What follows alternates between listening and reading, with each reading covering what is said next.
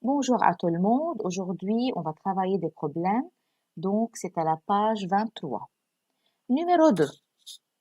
Dans une école, sur 100 élèves, 52 viennent en autocar, 32 avec leurs parents et les autres à pied. Donc, dans cette école, il y a 100 élèves. Parmi ces 100 élèves, on a 52 qui viennent en autocar, 32 avec leurs parents et les autres viennent à pied. Je vais essayer de vous faire une petite explication en schéma. Donc, en tout, j'ai 100 élèves.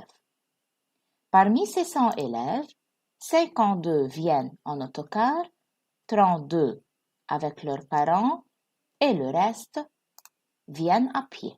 Donc, je vais tout simplement relier 100 à tous les nombres suivants. Alors, ces 100 élèves sont répartis en 3 groupes. Un groupe qui vient en autocar, un autre groupe vient avec ses parents et les autres qui restent viennent à pied. La question me dit, sur les 100 élèves, combien viennent-ils à pied? Donc, à moi de chercher le nombre des élèves qui viennent à pied. Pour savoir travailler cet exercice, tout simplement et tout d'abord, je dois savoir quel est le nombre des élèves qui ne viennent pas à pied. Si je peux savoir combien d'élèves ne viennent pas à pied, le total de ces élèves, ça veut dire, je peux savoir enfin le reste des élèves qui viennent à pied.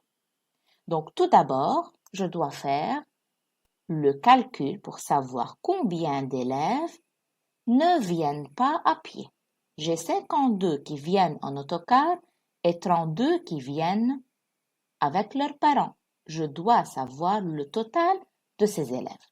Pour cette raison, je dois commencer par la première équation, 52 plus 32. Alors tout d'abord, je cherche la somme de 52 et de 32. Alors, je n'oublie pas de mettre la barre qui sépare l'équation du résultat sans oublier de mettre le signe convenable. Et maintenant, je fais mes calculs.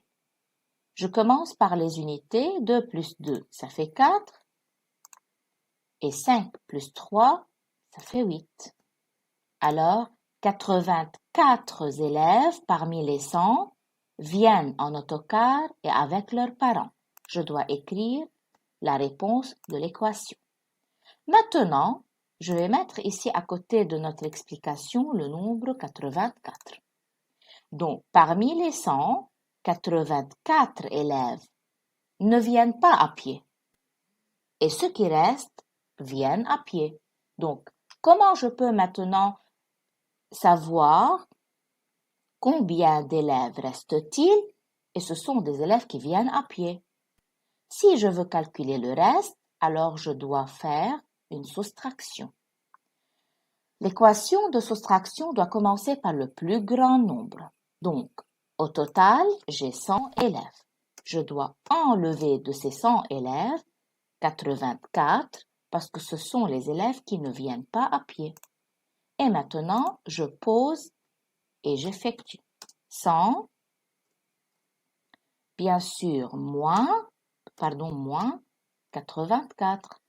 Je pense bien à aligner les dizaines et les unités. Il n'y a pas une centaine dans 84, donc je laisse un espace vide. Et maintenant, je commence. 0 moins 4, bien sûr c'est impossible, on a besoin de l'aide. Je passe à la centaine, je vais la barrer. À sa place, je vais avoir un 0. Je place 1 à côté de la dizaine et maintenant la dizaine pourra m'aider. Je barre 10, à la place de 10, je vais avoir 9 et maintenant je vais mettre le 1 à côté de 0 unité. 10 moins 4, ça fait 6. 9 moins 8, c'est 1. Alors, et 0, ça reste 0 pour les centaines. Donc, la réponse, c'est 16. Donc, j'ai pu savoir qu'il y a 16 élèves qui viennent à pied. On va maintenant écrire la phrase complète. Sur les 100 élèves, combien viennent-ils à pied? Sur les 100 élèves,